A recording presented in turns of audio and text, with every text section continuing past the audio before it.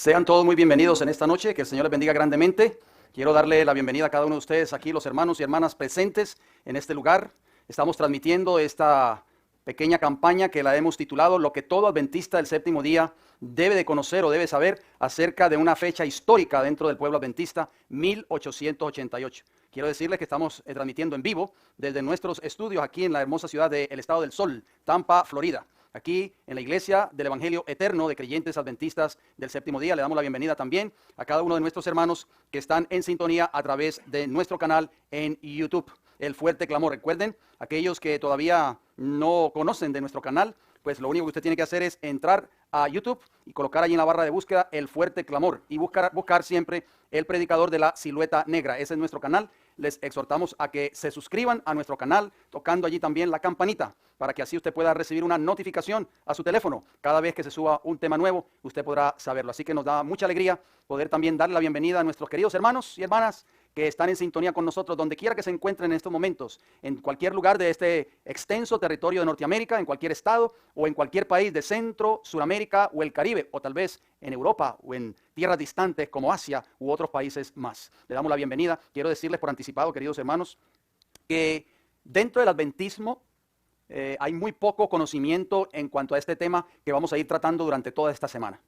¿Qué ocurrió en 1888? Y ustedes se preguntarán, ¿será importante que yo como adventista del séptimo día hoy sepa toda esa historia? ¿Qué tiene que ver eso con mi salvación? Ustedes tal vez se preguntarán.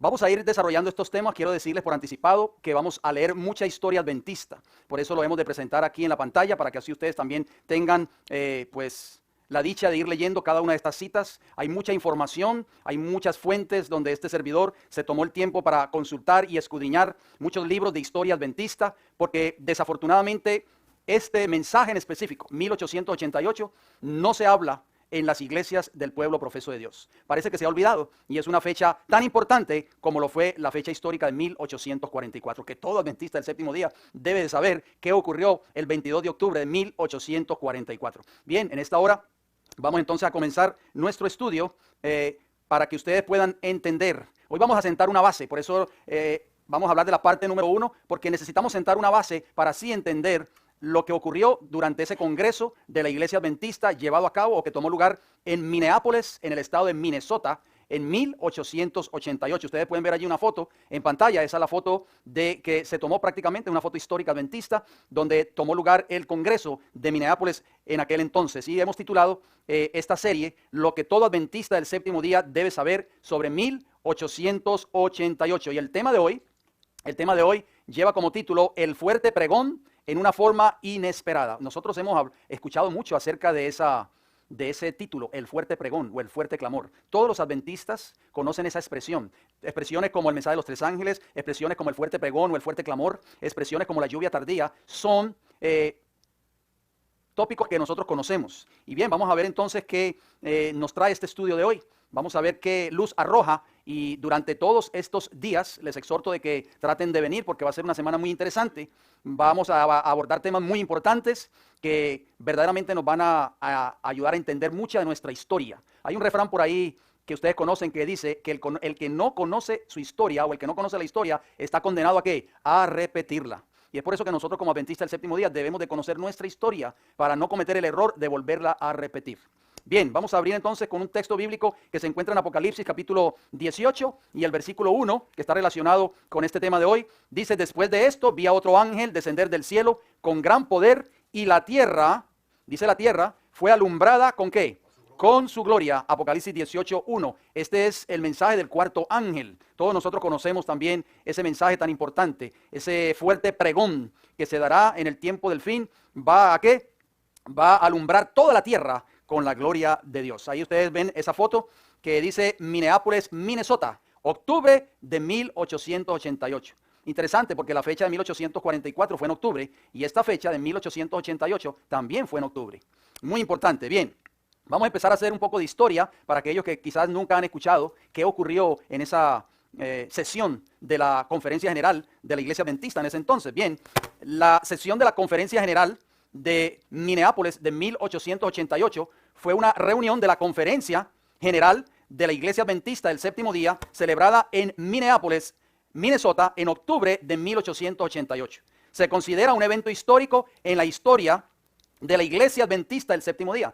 Los participantes clave en esa reunión fueron los pastores Alonzo T. Jones y Elliot J. Wagoner, quienes presentaron un mensaje sobre ¿qué? Sobre la justificación por la fe con el apoyo de Elena G. de White. Pero resistieron los líderes a ese mensaje, los líderes tales como G.I. Butler, que era el presidente de la conferencia general en ese entonces, Urias Smith y otros. Entonces nosotros también tenemos un conocimiento de Urias Smith. Él escribió 2 tomos basados en Daniel y Apocalipsis. Quizás muchos de nosotros los tenemos en nuestras propias bibliotecas. La sesión discutió temas teológicos cruciales como el significado de la justicia por la fe, la naturaleza de la deidad, la relación entre la ley y la gracia y la justificación y su relación con la santificación. Viene una pregunta a continuación. ¿Cuáles eran los antecedentes al Congreso de Minneapolis? Bien, vamos a ir entonces desglosando este asunto en el día de hoy. Décadas antes de 1888, la iglesia y su liderazgo esperaban ya ansiosamente los tiempos de refrigerio, de acuerdo a Hechos 3.19. Ahí en Hechos 3.19 está hablando del derramamiento del Espíritu Santo, o sea, la lluvia tardía, que creo que todos nosotros estamos familiarizados también con ese término. Desde que yo soy adventista, desde que yo llegué por primera vez a la iglesia adventista, he escuchado ese término, el derramamiento de la lluvia tardía. Los líderes en ese entonces, previo a 1888, décadas antes, o sea, muchos años antes, ya estaban ansiosos por el cumplimiento de esa promesa.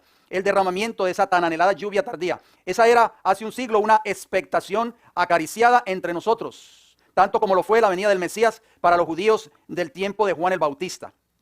El Congreso de la Asociación General de 1888 fue convocado, vuelvo y repito, en Minneapolis para el día 17 de octubre. Se programó una asamblea ministerial de una semana de duración para precederlo. Se invitó a 2 hombres jóvenes. En ese entonces, A.T. Jones o A.T. Jones, de 38 años, y E.J. Wagoner, de 33. Wagoner era, aparte de ser un ministro, era también un médico. Coeditores de la revista Signs of the Times, o sea, Señal de los Tiempos, para presentar una serie de sermones en estas reuniones. O sea, los 2 ministros principales invitados para dirigir esas reuniones del Congreso en ese entonces fueron estos 2 hombres, Jones y Wagoner. Sin embargo, pocos parecían comprender que la lluvia tardía y el fuerte pregón serían primariamente una comprensión más clara del Evangelio. Se esperaba que el fuerte pregón consistiera en más ruido y tomó a muchos por sorpresa que consistiera en más ¿qué? Luz. Ellos creían que el fuerte pregón iba a venir con mucho ruido, ¿verdad? Pero no esperaban que iba a venir con más fuente de luz, que para ese entonces la gran mayoría del liderazgo de la iglesia adventista y de los miembros desconocía. Muchos no estuvieron preparados para el silbo apacible de una revelación de la gracia como verdadera motivación en el mensaje del tercer ángel. El esperado poder sobrenatural había de venir en consecuencia de la aceptación de aquella mayor luz del evangelio. O sea, nosotros conocemos la historia, sabemos que ese mensaje fue rechazado, y es por eso que no vino como se esperaba. Luz que va a alumbrar la tierra con la gloria del Señor. La hermana White para ese entonces hizo una advertencia muy importante. Vamos a ver qué ella dijo. Esta advertencia se encuentra en un libro que se llama Testimonios para la Iglesia. Vamos a leerlo, por favor. Dice así: muchos de vosotros no sois capaces de discernir la obra y la manifestación de Dios, dijo ella. Entre nosotros, oigan bien, yo pongo muchas de estas citas, resalto muchas frases y muchas palabras con amarillo para que ustedes se den cuenta y veamos el énfasis que ella dio en muchas de estas declaraciones que ella escribió en ese entonces. Dice, entre nosotros hay hombres compuestos de responsabilidad que sostienen que la fe de hombres como Pablo, Pedro y Juan es anticuada e intolerable hoy día. Fíjense bien, esta era la mentalidad de muchos líderes de la iglesia en ese entonces. Creían que la fe de Pablo, Pedro y Juan era ya una fe anticuada. Interesante. Se declara que es absurda y mística, o sea, absurda, mística e indigna de una mente inteligente. Testimonio para la Iglesia, el tomo 5, página 70 y página 75. ¿Cuál era la mentalidad de muchos de los líderes de la Iglesia adventista en ese entonces? Ellos decían que la fe de estos hombres como Pedro, Pablo y Juan era una fe anticuada, mística, absurda. Wow, es increíble, estamos hablando del pueblo de Dios, no estamos hablando de otras iglesias no adventistas. Interesante. Mire lo que ella agrega allí mismo en Testimonio para la Iglesia, el tomo 5, pero la página 76. Dice ella, los que han confiado en el intelecto, el ingenio o el talento no estarán entonces al frente de las tropas. O sea, los que han confiado sus vidas ¿a quién? A los líderes, al intelecto, a los pastores, a los grandes ministros. Dicen, no se mantuvieron al paso con la luz. La luz va a venir, hermanos. La luz llegó en ese entonces y el pueblo estaba esperando a los intelectos, a los más sabios, a los grandes ministros. ¿Se estará repitiendo la historia hoy dentro del pueblo profeso de Dios? Dice, a los que demostraron ser infieles, no se les encomendará el rebaño. Dice, pocos, ¿cuántos? Pocos serán los hombres grandes que tomarán parte en la obra solemne del fin. Oigan bien. Y aquí no estamos hablando mal de los pastores, no estamos discriminando a nadie, pero la sierva del Señor dijo claramente que en el tiempo del fin son pocos los hombres grandes que van a tomar parte en la obra solemne de la predicación del mensaje de los 3 ángeles y el fuerte clamor. Porque esos hombres grandes de esa época rechazaron la luz que Dios le envió a la iglesia remanente. Y recuerden, Apocalipsis 18:1 habla de esa luz que va a alumbrar a toda la tierra con su gloria. Ese va a ser el fuerte pregón en el tiempo del fin. Eso es una profecía para el tiempo del fin. Y dice ella que son pocos los hombres grandes que van a tomar parte en esa solemne obra del fin. Así que usted que está escuchando este mensaje, querido hermano y hermana hoy, que está aquí presente, y los hermanos que nos están escuchando o nos están viendo a través de esta señal, debemos de prepararnos, espiritualmente hablando, para ser parte de esos pocos. Porque hermanos, Dios no te va a usar a ti o no me va a usar a mí si yo no estoy dispuesto a recibir toda la luz que Él envíe.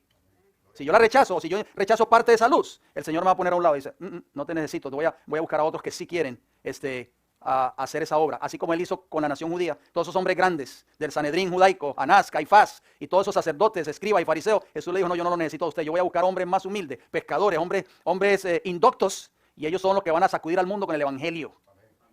Hermano, esto es muy importante, noten cómo termina la cita. Son autosuficientes, o sea, los hombres grandes. ¿Son qué? Autosuficientes, no lo estoy inventando yo, lo dice esa cita. Se han independizado de Dios y Él no puede usarlos. Él quiere usarlos. Aquí no estamos discriminando ni estamos hablando mal de los pastores o ministros. Simplemente que si ellos como se creen tanto porque han estudiado tantos años de teología en un colegio o en una universidad, una de las universidades más prestigiosas tal vez de este país o de otros países, y creen que se la saben todas, dice la sierva del Señor que son autosuficientes. El Señor tiene siervos fieles, quienes se han de manifestar en la hora del zarandeo y prueba. ¿Quieres tú ser uno de esos siervos fieles? Ojalá que sí sea, hermanos. Elena G. White anticipó un tiempo, oigan bien, en que el Señor tomaría las riendas en sus propias manos y suscitaría agentes humanos en quienes puede poder confiar. Interesante. Bien, vamos a ver qué escribió ella. Testimonio para la iglesia, el mismo tomo 5, página 395. Noten cómo lo que ella dijo.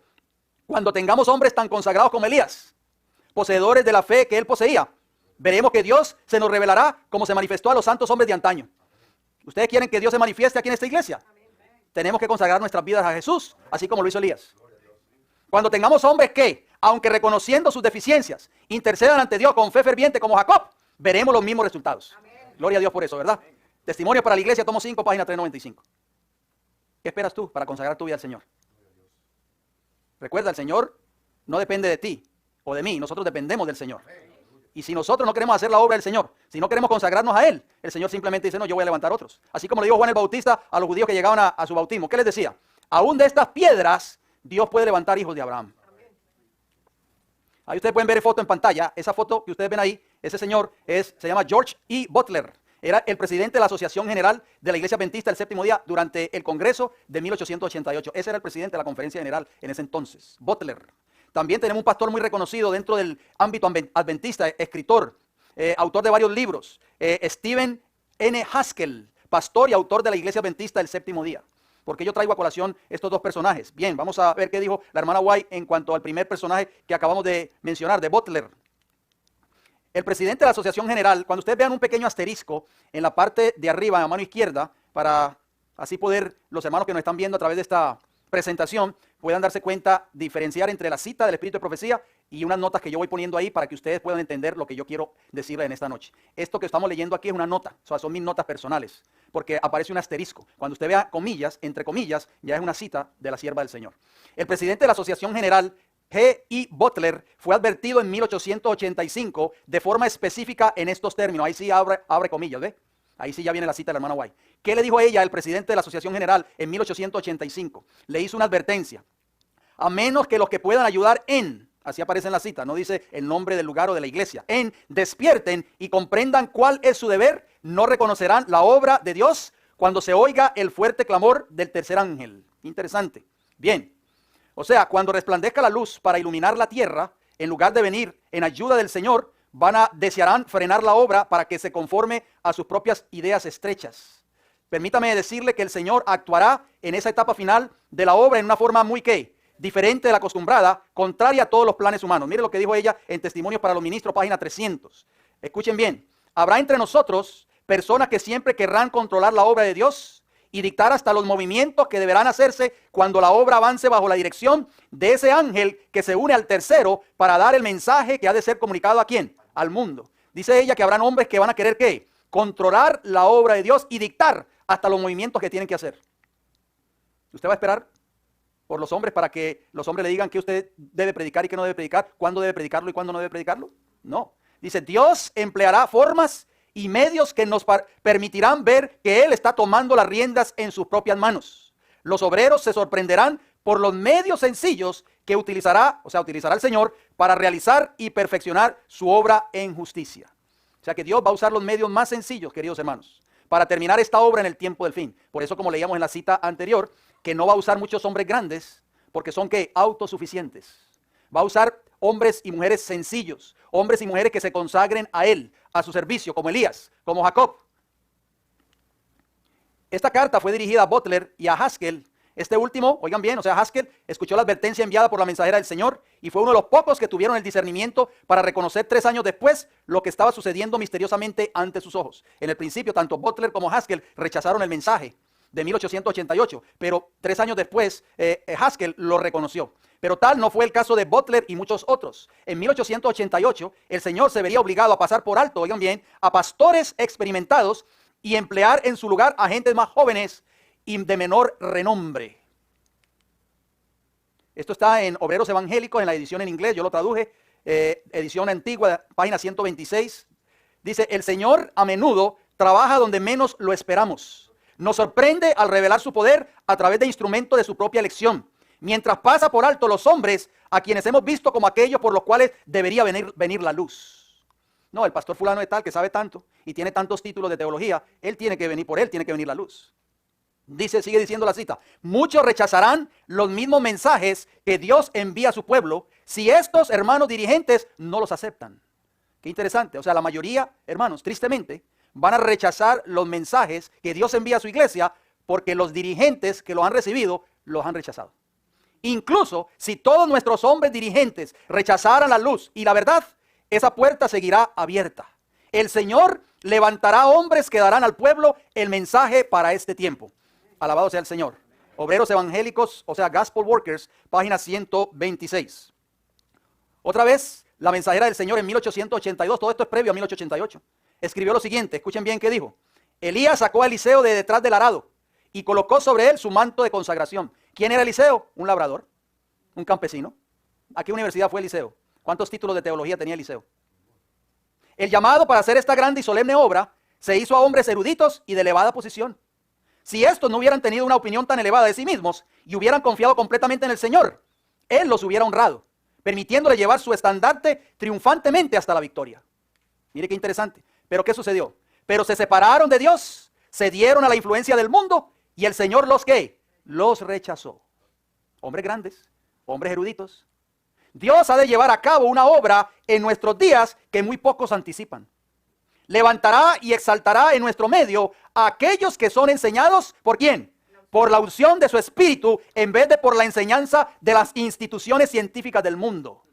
Testimonio para la Iglesia, tomo 5, página 77. Hoy se habla mucho de grandes universidades de teología, título de divinidades, tengo un título en filosofía, tengo 3 títulos de teología, tengo tal título de... No se sorprenda, hermano, Dios va a usar hombres sencillos y humildes, pero si nosotros nos consagramos al Señor, el Señor nos va a usar. El primer joven que Dios llamó, la elección divina de estos 2 mensajeros, ahí ustedes pueden verlo en pantalla, Elliot Joseph Wagoner. Un hombre muy estudioso de la palabra de Dios. El segundo personaje que el Señor llamó, se llamaba Alonzo Trevier Jones. A.T. Jones, como se le conoce en inglés. En los años antes de 1888, el Señor estaba preparando, oigan bien, al compañero de Wagoner. El mensaje de la verdad encontró a A.T. Jones en las filas del ejército de los Estados Unidos. Jones era un hombre que no conocía el mensaje adventista. No nació en el adventismo, en otras palabras. Él estaba sirviendo al ejército de los Estados Unidos, era un soldado. Aunque sin haber recibido instrucción formal, estudiaba noche y día, atesorando gran cantidad de su conocimiento bíblico e histórico. Este hombre llegó a ser una eminencia en cuanto al conocimiento de la Biblia y de la historia y del espíritu de profecía. J.S. Washburn, que lo conoció personalmente, lo describió como una persona humilde, ferviente y de sentimientos profundos. Sus oraciones daban testimonio de que conocía al Señor. En el joven Jones Se conjugaban el agudo intelecto y una fe cálida, sencilla como la de un niño. Este era el carácter de Jones, por eso Dios lo usó a este hombre. En los años en que fue usado por Dios, fue poderoso en la palabra y en el ministerio personal. En los años inmediatamente siguientes a 1888, hubo demostraciones significativas del Espíritu de Dios obrando por su intermedio, incluyendo un ministerio especial en Washington, en el Senado de los Estados Unidos, para derrotar la ley dominical de Blair. ¿Saben que Jones fue el primer pastor adventista que compadeció ante el Congreso de los Estados Unidos en 1888? En ese entonces se quería firmar la ley dominical, queridos hermanos. Y Jones compadeció ante el Congreso, fue el instrumento que Dios usó para que esa ley no fuese firmada. Elena G. de White habló acerca de estos dos mensajeros. Noten lo que ella escribió. Tenemos que leer mucha historia, hermanos. Yo sé que no quiero que ustedes se me vayan a cansar, pero es importante que nosotros leamos esta historia, porque de lo contrario nunca lo vamos a conocer. Tenemos a veces nuestros libros allí en nuestros estantes, a veces tendemos a no leerlos y necesitamos entender esta historia. Ella escribió: en su gran misericordia, el Señor envió un preciosísimo mensaje a su pueblo por medio de los pastores Wagoner y Jones.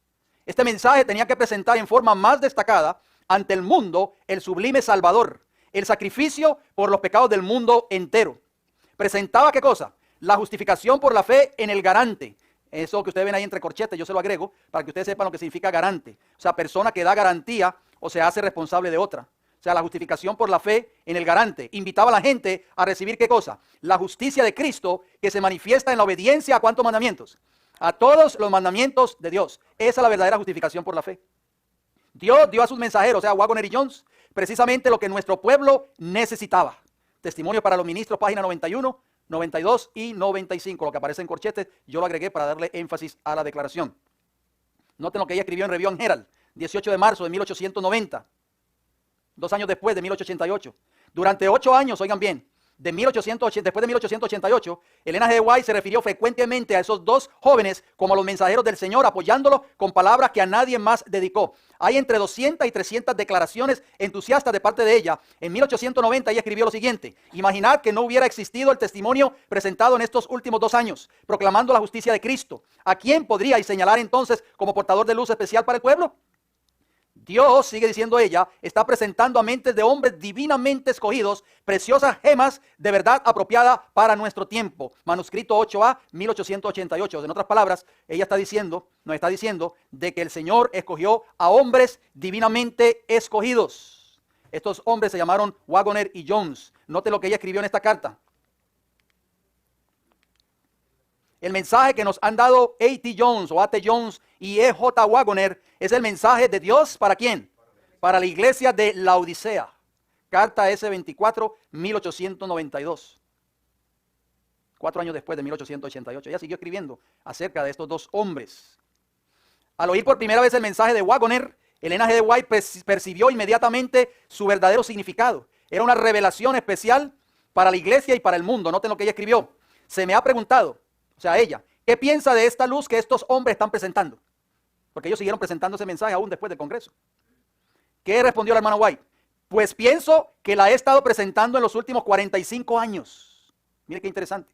Los encantos incomparables de Cristo es lo que he estado tratando de presentar ante vuestras mentes. Cuando el hermano Wagoner trajo esas ideas a Minneapolis, fue la primera vez que oía claramente esa enseñanza expresada por labios humanos, a excepción de conversaciones que había mantenido con mi esposo. Me dije, lo veo tan claramente debido a que Dios me lo ha presentado en visión. Y ellos no lo pueden ver por no haberle sido presentado como a mí. Y cuando otro la presentó, cada fibra de mi corazón decía, amén. Eso es el manuscrito 5, 1889, pero está en una serie de unos tomos que se llaman 1888, materiales de Elena G. de White. Eso está en el tomo 1, página 348 y 349. Dios le reveló eso en visión a ella, de que ese mensaje que estaban presentando esos dos hombres, Wagoner y Jones, era un mensaje que llevaba las credenciales divinas. Y ese es el mensaje que la iglesia hoy, el pueblo remanente de Dios hoy, tiene que entender si quiere entrar algún día a la tierra prometida. ¿Sabe por qué no fue derramado la lluvia tardía en ese entonces? Porque el mensaje fue rechazado. ¿En qué consistía esa verdad tan maravillosa que ella menciona? Muy importante pregunta. Noten cómo dice: avanzad de una luz a una luz más clara. Aquí están las minas de la verdad. Trabad en ellas, cavad por la verdad como tesoros escondidos. Al ir a las Escrituras y pedirle a Dios que les ayude, Él iluminará sus mentes y el Espíritu Santo les recordará todo y la luz del cielo brillará sobre ustedes. En el nombre de Jesucristo de Nazaret, les pido que se levanten y brillen porque ha venido su luz. Elena G. White, materiales de Elena G. White de 1888, tomo 1, página 349.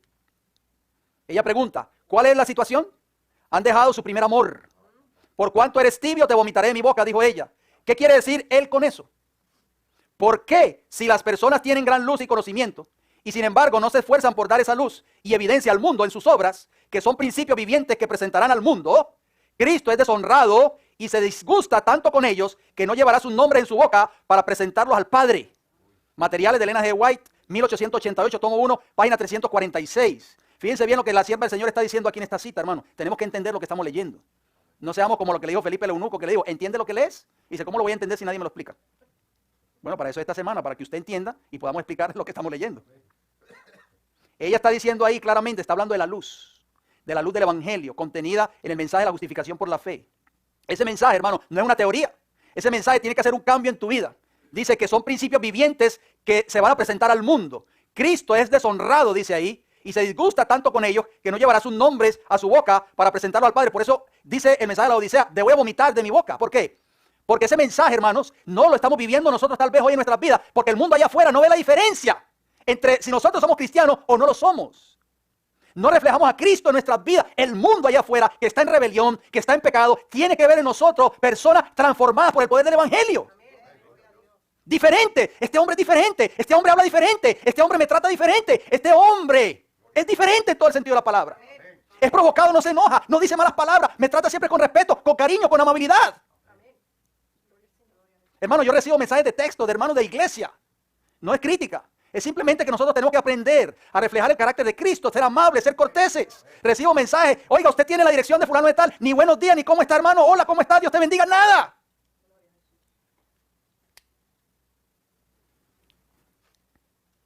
¿Cómo no fue reconocido el fuerte pregón? Bueno, ya a principios de abril de 1890, Elena G. White, habiendo madurado en su comprensión de este mensaje, aplicó el lenguaje de Apocalipsis 18 al mensaje de 1888. Oigan bien. ¿El mensaje de qué capítulo? De Apocalipsis 18, que fue el texto que leímos, Apocalipsis 18:1. El mensaje del cuarto ángel, lo aplicó ella al mensaje de 1888. Dice, varios me han escrito preguntándome si el mensaje de 1888 de la justificación por la fe es el mensaje del tercer ángel. Y he contestado, ¿qué contestó ella? Es el mensaje del tercer ángel en verdad. El profeta declara, después de esto vi a otro ángel descender del cielo con gran poder y la tierra fue alumbrada con su gloria. Apocalipsis 18:1, eso está en la Review Herald, 1 de abril de 1890. El mensaje del cuarto ángel se va a unir con el mensaje del tercer ángel en el tiempo del fin. George E. Butler, presidente de la Conferencia General de la Iglesia Adventista, aceptó todos los reportes equivocados. Mire qué interesante. También hubo una serie de delegados que regresaron a Battle Creek antes que nosotros, oigan bien, para enviar informes de la reunión en Minneapolis, dando su propia versión incorrecta del asunto, que fue desfavorable para los hermanos A.T. Jones o A.T. Jones y E.J. Wagoner y W.C. White, que era el hijo de la hermana White, y yo, y el trabajo que me vi obligada a hacer en esta reunión. Sabía que el mismo trabajo que había fermentado el campamento en Minneapolis no se había limitado a ese lugar, sino que había llegado a Battle Creek a través de cartas enviadas desde Minneapolis y de boca en boca a los que nos presidieron en Battle Creek. Habían llegado informes al pastor Butler que no eran correctos o verdaderos. Los que informaban fueron engañados por el enemigo y a su vez lo estaban engañando a él, o sea, a Butler, poniendo una interpretación errónea sobre muchas cosas. En su débil condición de salud, aceptó todo como verdad y actuó en consecuencia. Qué triste, hermanos. No solicitó ninguna entrevista conmigo. Esto es un testimonio de la hermana White. Y no vino a llamarme, aunque varias veces pasó casi por la puerta donde yo estaba alojada. Prefirió oír las malas noticias y los reportes equivocados de los que le escribían de Minneapolis que oír los mensajes y el testimonio de la mensajera del Señor. No me preguntó si las declaraciones que se les presentaron eran ciertas, sino que aceptó todo lo que le habían dicho insensatamente. 1888, materiales de Elena G. White, tomo 1, página 352. Quiero decirle que todos estos tomos están en inglés, nunca se han traducido. Hermanos, ¿cuántos hoy consultan la sabiduría humana en vez de consultar el espíritu de profecía hoy? El pastor de la iglesia me lo dijo. pero no consultan lo que dice el espíritu de profecía. En 1892 estuvo dispuesta, o sea, la hermana White, a declarar inequívocamente que el mensaje era realmente el comienzo ¿de qué? ¿De qué, hermanos? Del fuerte pregón por tanto tiempo esperado. Esa era la promesa que el pueblo de Dios venía esperando por muchos años. Ella escribió en la Review and Herald del 22 de noviembre de 1892. O sea, 4 años después de 1888. El fuerte pregón del tercer ángel, ¿qué dice ella? Ya ha comenzado en la revelación de la justicia de Cristo. Ah, qué tremendo, hermanos. Pero hay unos que creen que el fuerte pregón es que van a gritar por los 4 vientos y van a decir, ¡el papado es la bestia! Pero el carácter de esas personas que proclaman ese mensaje muchas veces no va de acuerdo al carácter de Cristo. Dice ella, el fuerte pregón del tercer ángel ya ha comenzado en la revelación de la justicia de Cristo. ¿Saben que muchos que dicen ser adventistas de la verdad presente, están desligando este mensaje de la justicia de Cristo del mensaje del tercer ángel? Solamente se dedican a decir, el papado representa al anticristo o la marca de la bestia es el domingo. O sea, se limitan solamente a predicar eso. Pero nunca hablan de la justicia de Cristo. Dice la revelación de la justicia de Cristo, el Redentor que perdona los pecados. Este es el comienzo de la luz ¿de qué? Del ángel cuya gloria llenará toda la tierra. Amén, hermanos. Tenemos que estar bien firmes en lo que nosotros creemos. Por eso que tenemos que escudriñar el espíritu de profecía. Butler, en vez de escuchar lo que decía la sierva del Señor y pasó por la puerta de ella varias veces, donde ella estaba alojada, no le tocó la puerta, sino que escuchó reportes equivocados. El pastor Butler, el oficial de mayor responsabilidad en la iglesia en ese entonces, fue el principal opositor a la preciosa luz del fuerte pregón. Muy pocos fueron espiritualmente capaces de ir más allá de su influencia negativa. En su ciega oposición al fuerte pregón, recibió una amonestación de la mensajera del Señor. ¿Usted cree que la hermana White se quedaba callada? Hoy dice, no hable así muy fuerte porque la gente se ofende. Le dicen los pastores muchas veces a los líderes de la iglesia, no predique ese mensaje aquí, la gente se ofende. Mire lo que ella le escribió a Butler. Nunca olvidaré la experiencia que tuvimos en Minneapolis, ni las cosas que me fueron allí reveladas con respecto al espíritu que controlaba a los hombres, las palabras pronunciadas, las acciones emprendidas en obediencia a los poderes del mal. Oiga esto, hermanos, qué carta más fuerte.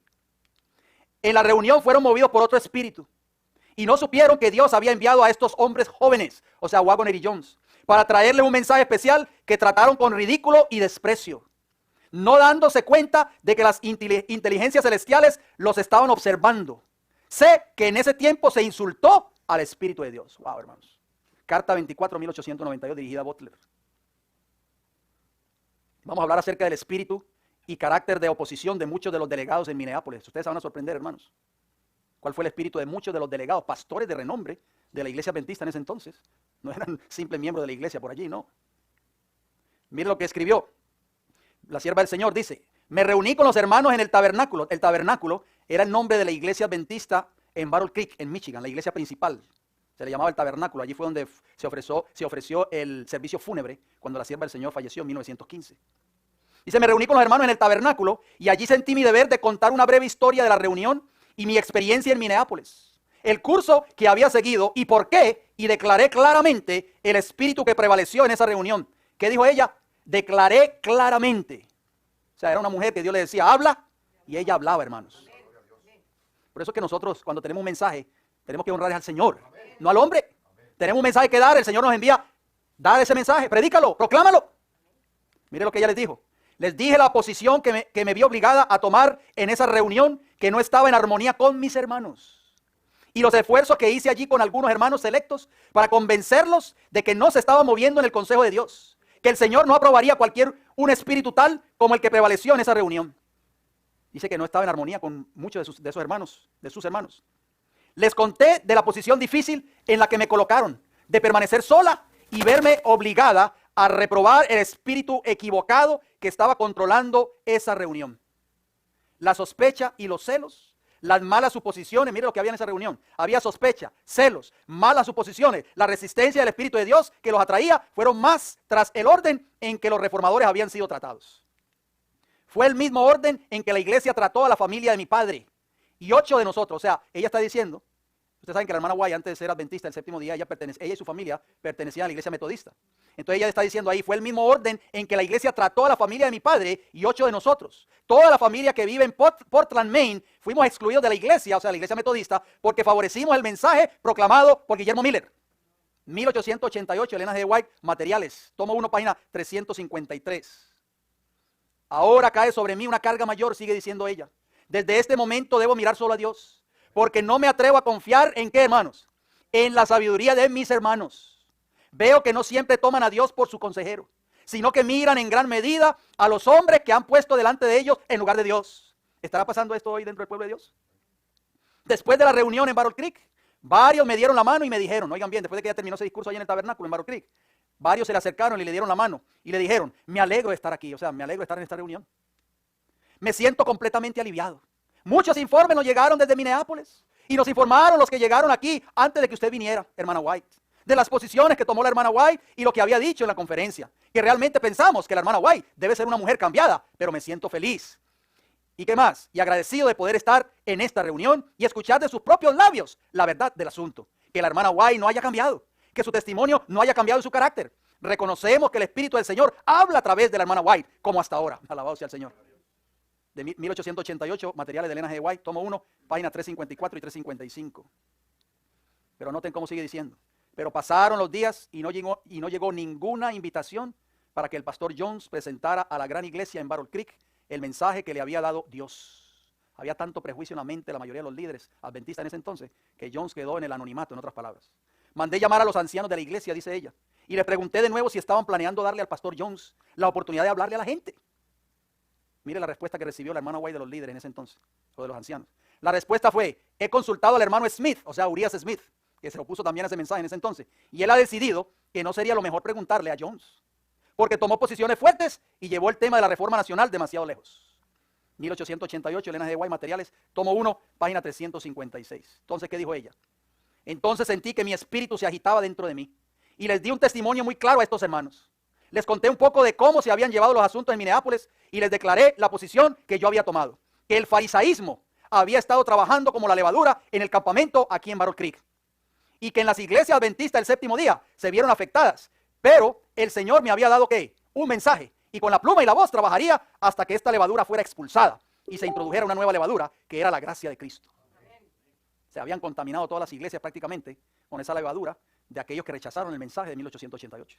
Eso está en 1888, materiales de Elena G. White, tomo 1, página 356. La hermana White hizo una advertencia. Vamos a ver qué advertencia ella hizo. Advertencia de Elena G. White de otra posible salida. Oigan bien, por causa del rechazo del mensaje de 1888. ¿De otra posible qué? ¿Salida de dónde? ¿Cuándo fue la primera salida del pueblo de Dios? 1844. Después de 1844 vino, el Señor levantó un movimiento adventista, ¿verdad? Pero todas esas personas que formaron parte de ese movimiento adventista, ¿de dónde salieron?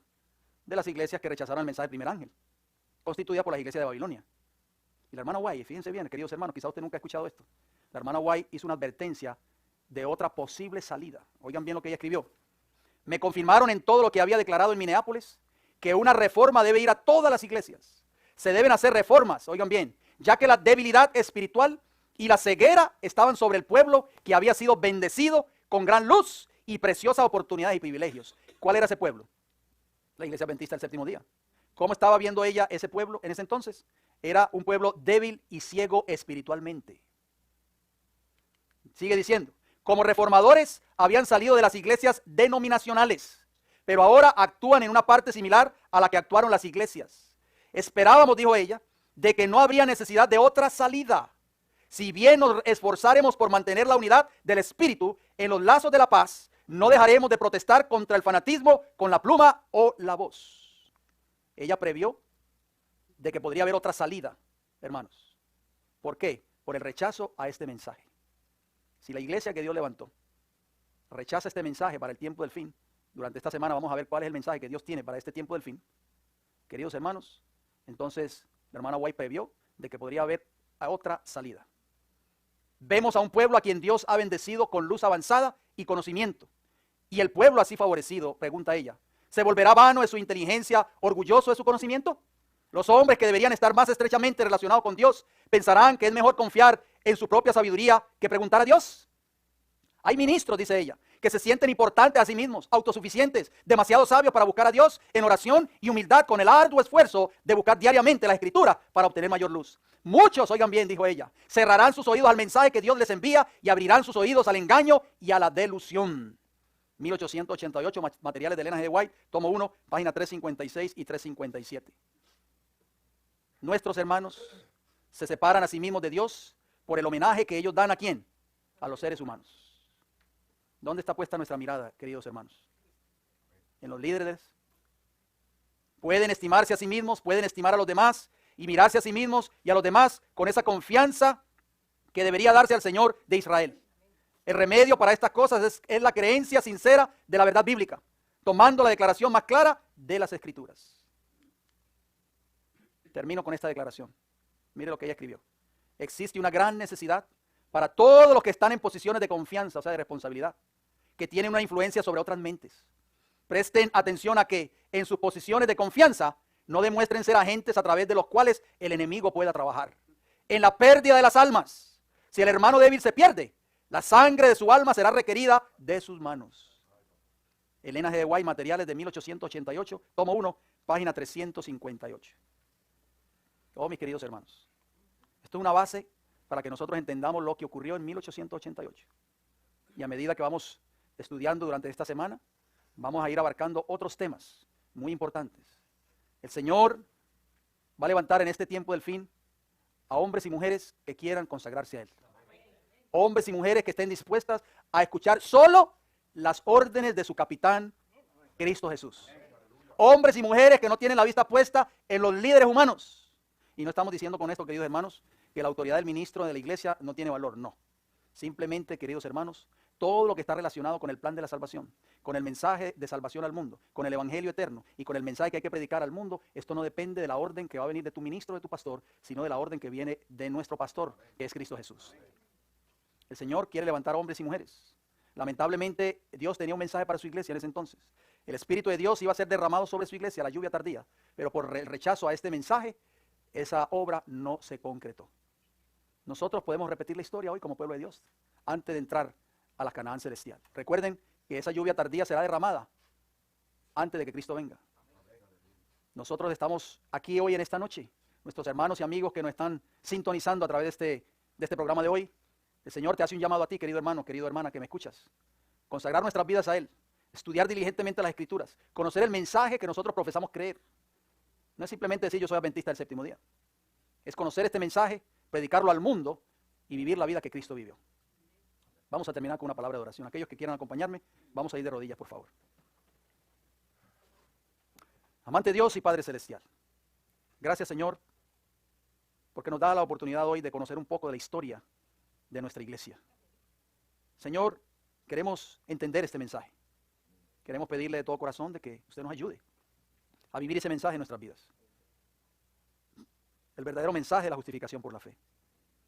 Padre Celestial, ahora que nos disponemos a partir a nuestros hogares, le pedimos que el Espíritu de Dios vaya con nosotros. Nos acompañe, nos cuide de todo peligro y todo mal. Y nos guarde, Señor, en el camino. Si es su voluntad, Señor, tráiganos de nuevo mañana para continuar estudiando esta serie de temas tan importantes que nos van a preparar, Señor, para algún día recibir la lluvia tardía, que nos preparará para ser sellados para la vida eterna. Padre Santo, si nosotros no entendemos este mensaje, nunca la lluvia tardía será derramada sobre nosotros. Por favor, Señor, oramos por esta campaña de toda esta semana, que sea el Espíritu de Dios el que nos ayude a seguir hacia adelante con esta obra. Pido una bendición también por nuestros hermanos y hermanas que estuvieron en sintonía con nosotros durante este día. Se lo pedimos y se lo agradecemos todo en el nombre de Jesús. Amén.